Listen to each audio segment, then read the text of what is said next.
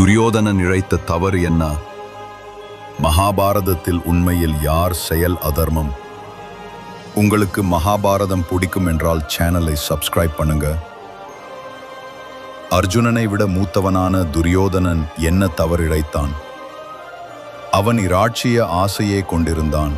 திருதராஷ்டிரன் மனைவியான காந்தாரியே முதலில் கருவுற்றார் என்பதை அகிலம் அறியும்.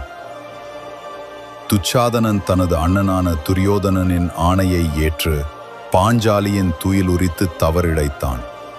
அவன் செயல் தவறென்றால் அர்ஜுனனும் அவனது தமையன் யுதிஷ்டிரன் ஆணையை ஏற்று திரௌபதிக்கு அவமானத்தை இழைக்க துணிந்தானே, அவனது செயல் தவறில்லையா?